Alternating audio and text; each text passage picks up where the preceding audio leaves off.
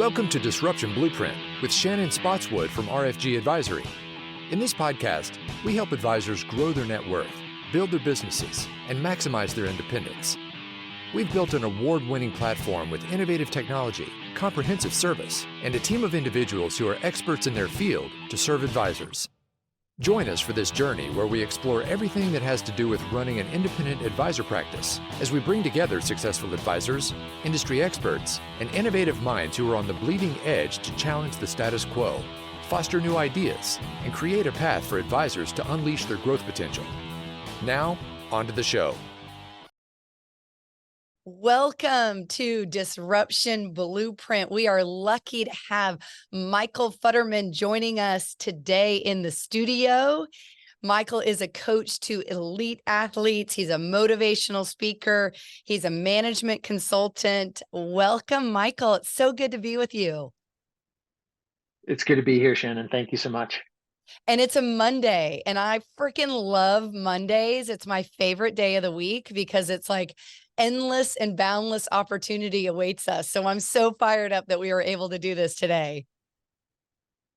I'm excited too. Mondays are that great balance between anticipation and opportunity. Well, what I love about our podcast is you and I are LinkedIn friends.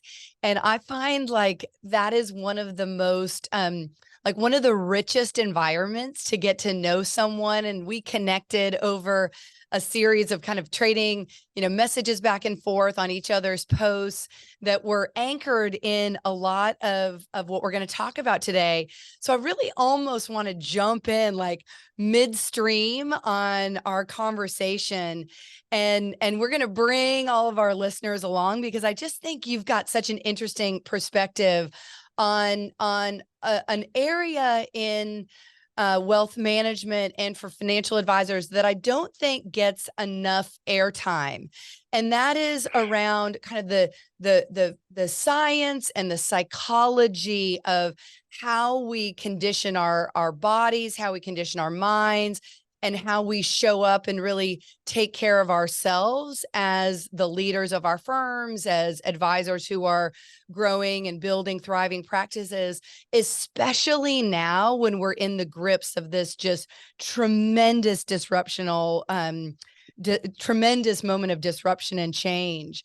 So, this is where you and I were talking. I'm going to start there. And it's basically, we're all conditioned to conserve energy, to seek predictability, avoid situations that invoke fear and risk. Yet, as entrepreneurs, we run full tilt towards risk at full steam, which is pretty much the opposite of what our biology is programmed to do. So how do you coach advisors to be what I'm going to call an endurance entrepreneur? So able to operate at peak levels for prolonged periods of time. How do you coach advisors to do that? Yeah, and you hit the nail on the head, right? It's a contradiction, right? We have these biological imperatives to preserve our energy and have energy in the tank to kind of do what we need to do. And that comes from a survival instinct, right? If we use up all our energy all day striving, then that rustle in the bushes that could be a saber-toothed tiger or something trying to hurt us, we need to have that sort of reserve of energy. So we have this biological imperative to preserve some of that energy in the tank. But at the same time, we also have this instinct to create and to exert our influence over our environment. And so balancing those things is really the core of what I think is important for people to remember, is that we have to have energy in and energy out. So energy out is striving, and energy in is recovery. And there are a lot of ways that we can get recovery, and we can talk about what those things are. But that's essentially sort of the challenge that I find with the advisors that I work with, is that we've got two types of people out there. We've got those that sort of don't shut off. And I'm sure you're familiar with those, Shannon, right? The ones that are go, go, go all the time. I think that you might be familiar with that concept. That I might resemble that comment. You might resemble that remark, right? Yeah. And then there are others that, for lack of a better description, right, they've become somewhat complacent. They might be a little bit satisfied in the station that they've achieved in life. And by that sort of orientation, they might not strive quite as much.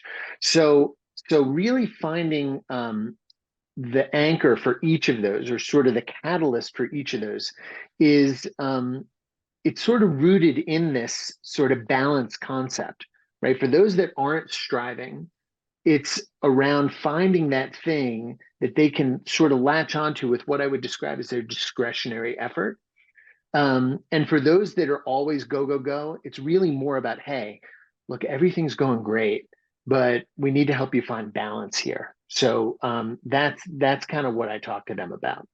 So let's take them in the order that you just put them on the table, and tackle Sure. first that complacency, because oftentimes I find when I talk to advisors that are there, it's because they're burnout or they're just overwhelmed by whether it's the technology or the marketing, or they just have, just feel starved of time. There's a tremendous amount of operational inefficiency, or they're struggling with having the right members of the team. So dig into that a little bit more. Let's start with,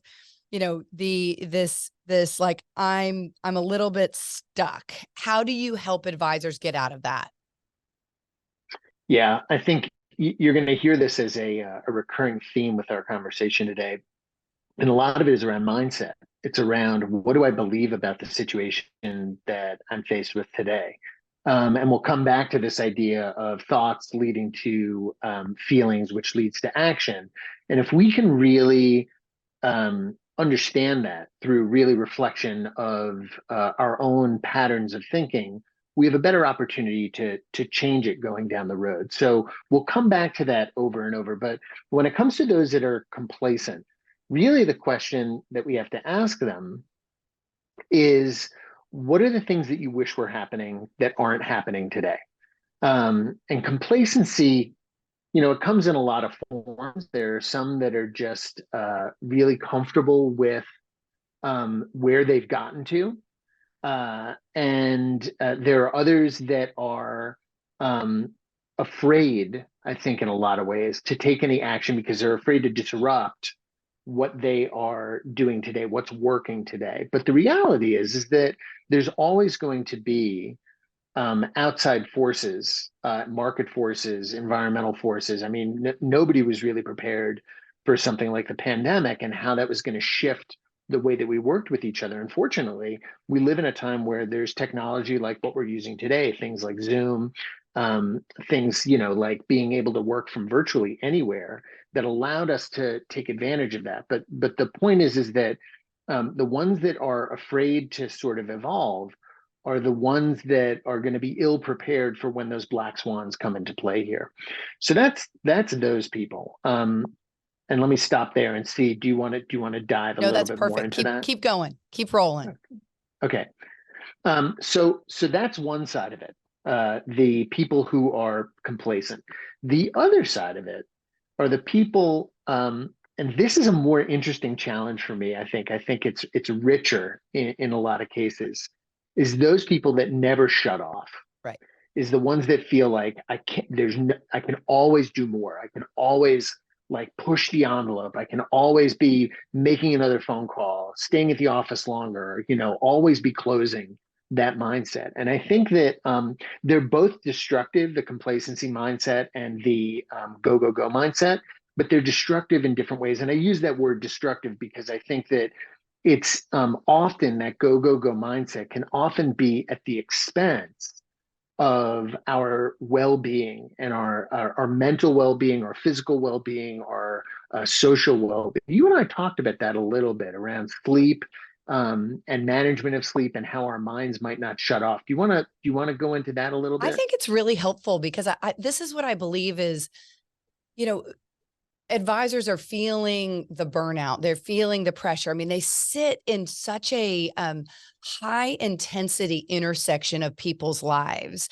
And I think that is somewhat of the unsung heroism of our industry, is that, the advisor is the one who gets the call when there's a death in the family, when there's a need for financing for addictions, when there's divorce, when there's, funding college. Like, there's a lot of wins and milestones that are celebrated in building a financial plan, but life is messy. So there's just as many curveballs, and there's just as much, like, I think, pressure on the advisor to be the emotional bedrock for their clients. Yeah. So let's Yeah. dig in a little bit more about some of these healthy habits on how do you, and I love this idea that we came up with of like endurance entrepreneurs. I always talk with my team that we're running a sprint marathon. Right? We're ultimately running a marathon, building RFG, building this RA of the future, but we're oftentimes finding ourselves like we're sprinting 100-meter dash, right? It's hard. Yeah. So let's Yeah. talk about the tools that you really recommend for advisors to that are living in that go, go, go world.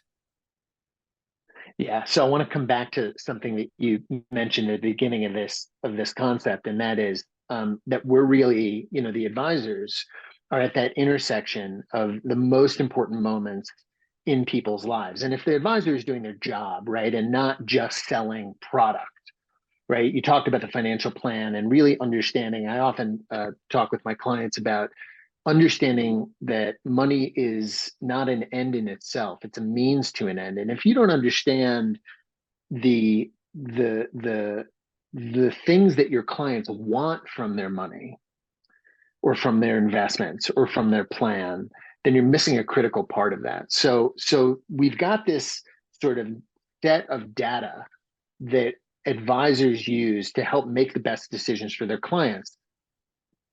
And the process of going through the planning is about anticipating variables, anticipating events. And that can often cause the advisor to be always thinking about, well, what if, what if, what if? And it's what if I don't talk to my client enough? What if I'm not anticipating the shifts in the market? What if I'm not paying attention enough? And it's important for the advisor to recognize, like, your beliefs can often drive this sort of manic behavior. And I can give you an example of that. I have one client that I'm working with, and we were talking about their marketing plan. And they believed that they needed to get out a certain amount of blog posts, and the blog posts had to be very specific, very, very clear about the brand and about who they are. And I said, how many clients read your blog? Do you have any measurement on that? And they were like, I don't know. I said, okay, so that's the first step, like just becoming aware of whether or not the amount of energy that you are putting towards this particular thing in your business is equivalent to the number of people or the amount of exposure that that thing has in your business. We basically come to these situations and where the advisor might be thinking like, this is super important, it has critical importance, but when you measure it against the data that's out there, lack of data or existing data, what I find is that my clients often realize, like, oh, right, like, I may think that this is super critical and that this is a absolute sort of mission central piece, but when I look at the exposure that it has, it's pretty minimal. So I think the point that I would want the listeners to take away here is examine your beliefs. And the guiding question that I have for the advisor that is experiencing this sort of mania or anxiety or ambivalence around a particular part of their business, am I spending enough time on this thing, is what data do you have to support that belief?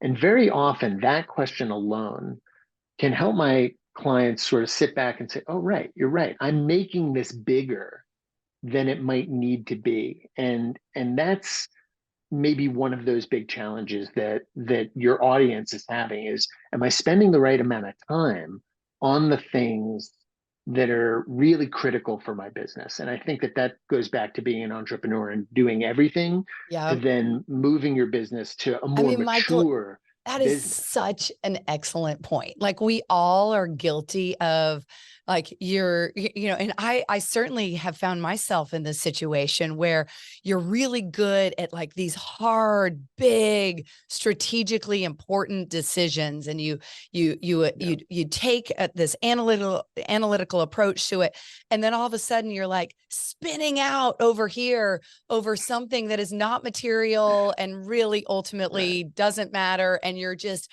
putting a tremendous amount of energy into it. And what I have found for me in those situations, it's when there's, and I love that Simon Sinek, like if you don't understand people, you don't understand business, because everything about business is people.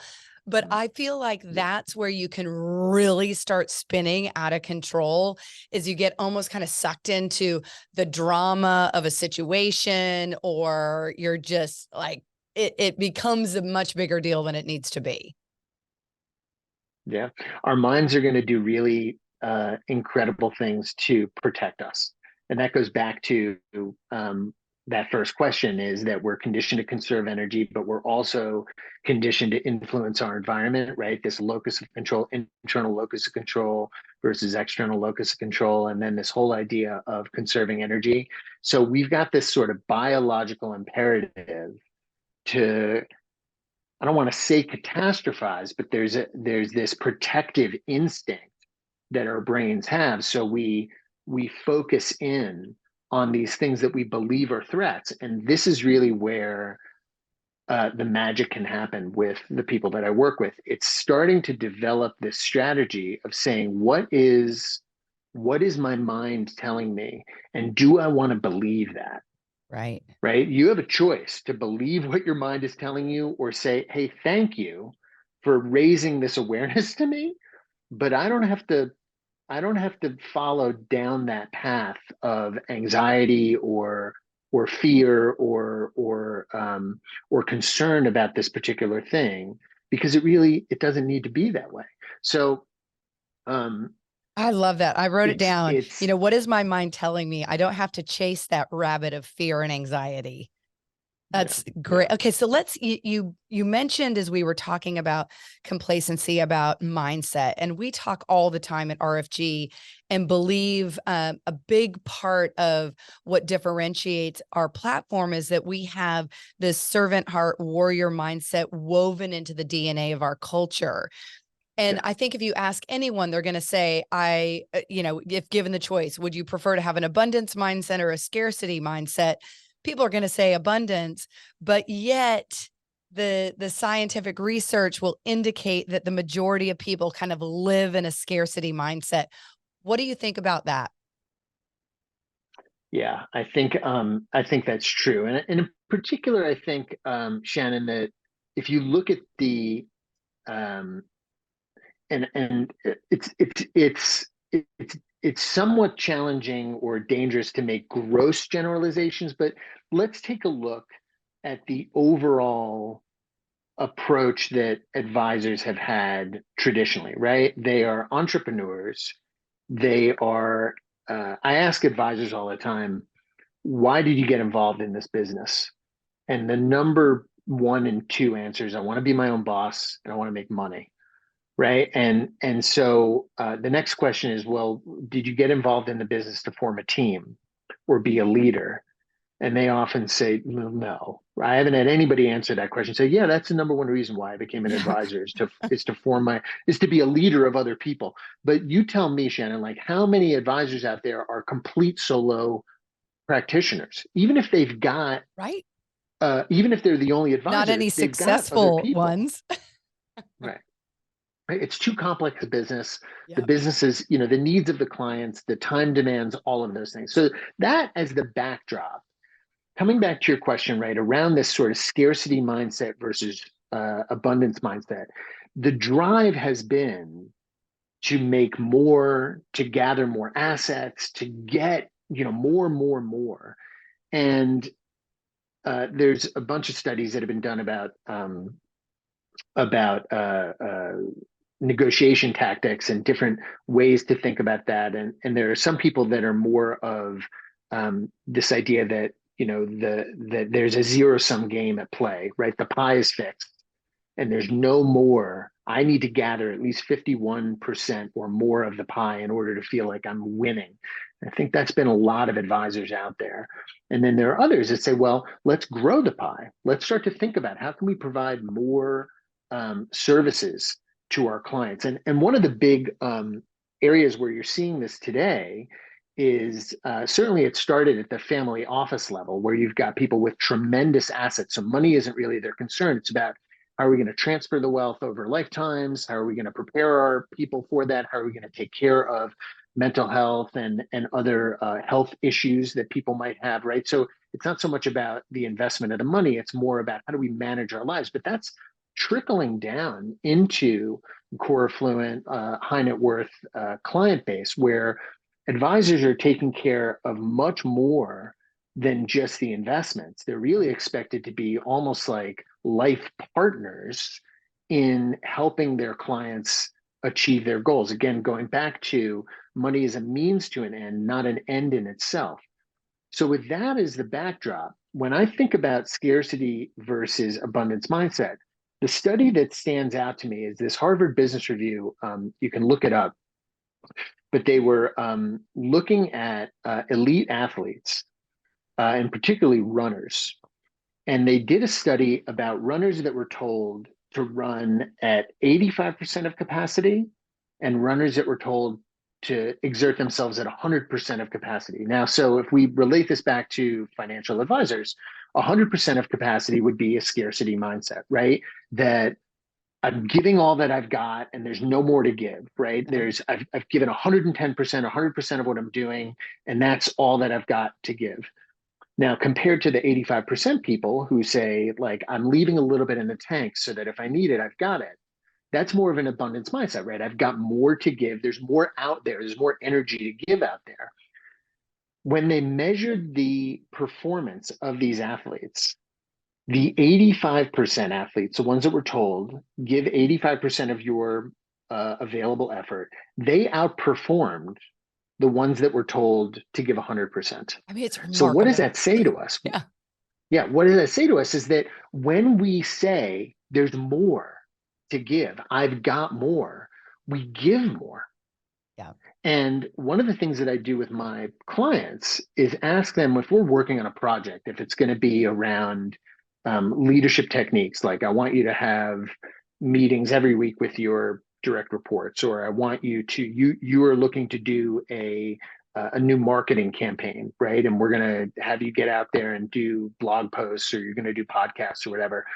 What I say to them is give B to B plus work. We're not Right. looking for A plus work because a lot of these people are, They're A they're so plus. oriented in, Yeah. gosh, they're A plus all the time. It's got to be perfect. And what do we know? Perfect is the enemy of good enough, Yeah. right? Yeah. And good enough. And this goes back to this idea of the busy mind, right? When we talked earlier in this podcast about the advisors that are like they can't shut off. It's this idea that like, hold on a minute, like, are you making a mountain out of a molehill? And are your clients getting what they need from you in the moment? Or are you making up stuff that is causing you to spin out of control and not be able to shut off at night, get the sleep that you need, engage with your family and your loved ones in the way that you need, engage with yourself Right. in the way that you need, right? Recovery is so important. And so I hope that sort of I love frames that. out how I think about this scarcity versus abundance mindset. And I'll tag in with two public service announcements. The first is Yeah. For all the independent advisors out there, 2/3 of all assets are still captive in wirehouses. So we have generational wealth transfer. 67% of wealth will be controlled by women in about 7 years.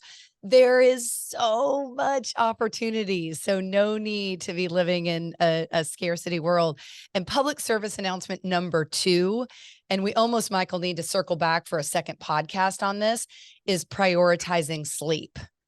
It is the number one, I think, most abused recovery tool out there. And if you're not intentional about what is my wind down routine, how am I going to guarantee that I'm getting 7 to 9 hours? It's 7 to 9 hours, not 4 to 5 of sleep. You're going to force yourself to live in a more scarcity mindset because you don't have that downtime that your brain needs and your body needs to recover. Yeah. Yeah. So I'd say that, let's talk about add on type to 2 that fun. You and I both love yeah, type 2 sure. fun. And You bet. I think everybody understands what type 2 fun is in their kind of free time. Like, I'm going to do this killer hike and it's, uphill and it's hard and I'm going to hate it while I'm doing it. And then I'm going to get to the end. I'm going to love it. Or I'm going to do a really hard mission trip. And while the work is so rewarding, it's hard to do those. Those trips are incredibly emotional and very physically taxing. Or I'm going to, set these incredible goals that I have to pursue that are hard. So let's talk about type 2 fun in business. Yeah. So I'm not convinced that people in your audience know what type 2 fun is. So I want to just give some of Okay. kind of like this is an Define it. edited part. So let me define what type 2 fun is. So great, Shannon. I would love to define a little bit more clearly what type 2 fun is. So people ask me all the time about this concept. Type 2 fun is stuff that you do intentionally. You know it's going to be difficult, and you probably don't enjoy it as much during it as you do talking about it afterwards. So it's the things that we do that are going to lead to personal, emotional growth. In business, they lead to business growth. So we'll talk a little bit about some of those things that I found to help my clients in engaging into Too Fun. But there are things like marathons or backpacking trips, or for some people, it might be writing a book or taking your kids to Disney. Right. There are things that while you're doing them, you probably question your sanity. You say, like, why did I choose to do this? Yeah. But in hindsight, you brag about it, right? You tell other people about it. Nobody would run a marathon if they didn't get to tell other people about it. Right. Certainly was the case for me when I ran a marathon. And compare it to type 1 fun. So type 1 fun is stuff that's just easy and fun all the time. For me, it's powder skiing in the middle of the week at an empty resort. There's not a lot of effort involved in doing Right. it, and it's just fun from top to bottom. It might be drinking cocktails on a boat for some of you, or just going to the beach. Your type 1 fun, and this applies to all of it. Your type 1 fun and your type 2 fun is different than everybody else's. So for every business, when I talk to them about this idea of type 1 and type 2 fun, when we talk about type 2 fun, it's like, what is the thing that you are aspiring to do in your business that is not currently happening, but you would love to see it happen? So questions that I ask people are, if you could wave a magic wand and fix or like achieve something in your business, what would that thing look like? What is that thing? Or what's something that's not happening in your business today that you would love to see happen? Because again, we go back to this concept of being complacent or sort of fat and happy versus this striving instinct. And what I find is that there are a couple things that people talk about. A lot of times it's we want to grow revenue, right? That's maybe the number one thing, right? We want to make more money. Sometimes people are interested in having a better team environment, right? I want my team to be better. I want to have better camaraderie. I want to have less conflict. Sometimes it might be around marketing. We want to start a blog. We want to start a podcast. We want to open up a new way of servicing our clients. And then a lot of the time, it is around things like, I want to retire at some point, or I want to change firms, or I want to build a team. So any of those areas can be what I would describe as that type 2 fun. There is no doubt that transitioning, like an advisor deciding to make a move to a new firm, is 100% type 2 fun. And I think the important, It's I always hard. talk about, it's really hard. And I always talk about, like, the way that we run our cadence is it's 6 to 8 weeks of pre-planning so that on go live game day, like we are a well-oiled machine. We're just going to rock and roll on this. And then there is the basically the 90 days of the valley of fear. As you're transitioning your clients over, it's very rare. Transitions really, honestly, are most likely done in the first 4 to 5 weeks, but you want to be realistic. It's, 90 days of the valley of fear. And if you go into that with this mindset around, I am going to walk through the valley of fear, it is going to be hard. This is supposed to be hard. It is supposed to be scary. Anyone tells you it's not, they're lying to you. That I do feel like if you start to condition yourself for type 2 fun, if you embrace, it's kind of like embrace the suck. If you embrace the suck, it makes it so much more palatable. And then you get to the other end of it and you're like, well, that wasn't really that bad. Yeah. There are a couple things that go into that. So I think number one is making sure that you don't make it too difficult. Right. Embracing the suck is important, but let's make it within a certain range. So if I tell you that tomorrow you got to go out and you got to run an ultra marathon, which is, 50 miles or more, that's impossible, right? You're going to say, there's no way that that's happening. I'm not doing it. Right. I'm not capable or prepared to do it. But if I said to you, and I'm not a runner, I'm a cyclist and a skier and that sort of stuff. But I did run at one point. If somebody said, okay, today we're going to start, you're going to work your way up to 10 miles in the next 3 weeks. Right. So tomorrow or today, you're going to go out, you're going to run a mile and a half. And then tomorrow you're going to run 2.5 miles. And so you're building up that capability. So I used to be, I don't know if some of your audience might be familiar with the organization called Outward Bound. Outward Bound is an organization that takes people, they take people out into the wilderness, into environments that they typically don't exist in. And it's about self-discovery. It's about challenges. And so I was an instructor for them. And one of the things that we would do is we would take people rock climbing. Now, some people love rock climbing, other people don't. But the idea behind that was really understanding what is going to push them just outside their comfort zone, but not so far that they're going to be panicked. Because I can't tell you how many times you get people up on the rock. And they'd get up, 10 or 15 feet above the ground, they'd look down and they'd freeze and they'd be totally in this panic zone. So one of the challenges of financial businesses is when they start thinking about these large, we call them BHAGs. Typically, those are longer timeframes, 10 years or more.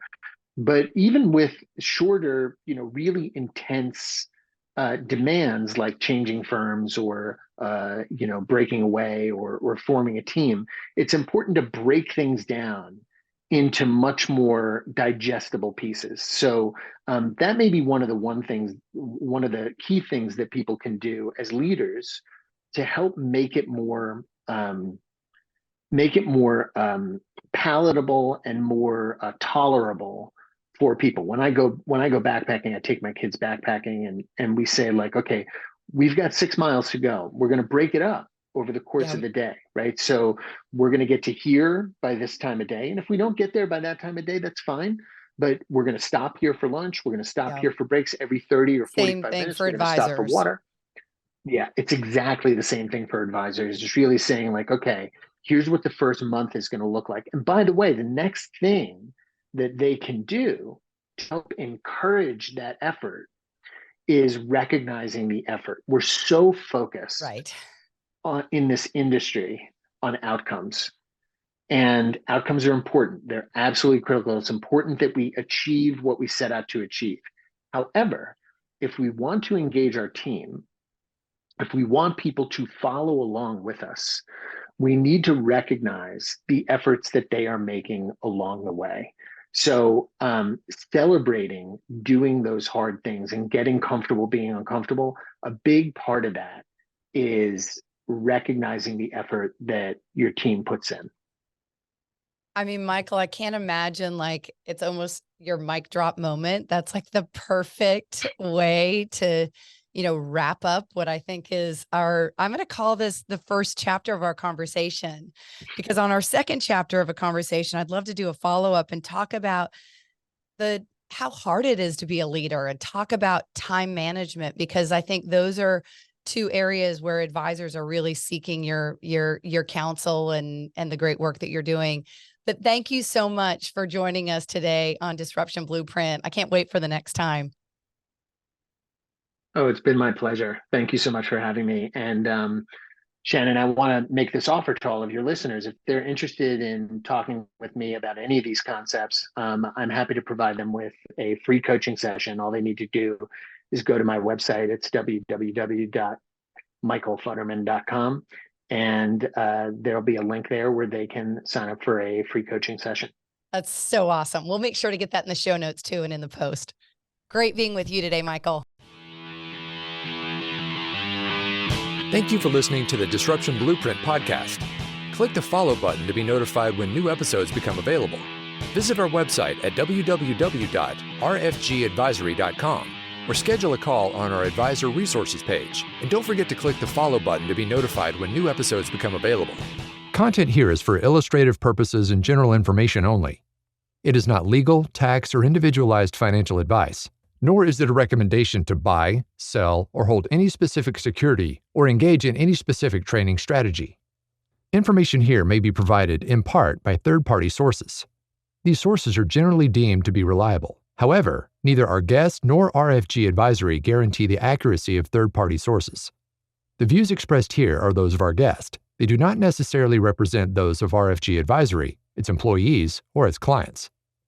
This commentary should not be regarded as a description of advisory services provided by RFG Advisory or performance returns of any client. The views reflected in the commentary are subject to change at any time without notice. Securities offered by registered representatives of Private Client Services, member FINRA SIPC.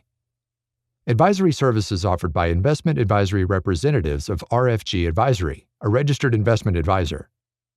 Private Client Services and RFG Advisory are unaffiliated entities. Advisory services are only offered to clients or prospective clients where RFG Advisory and its representatives are properly licensed or exempt from licensure.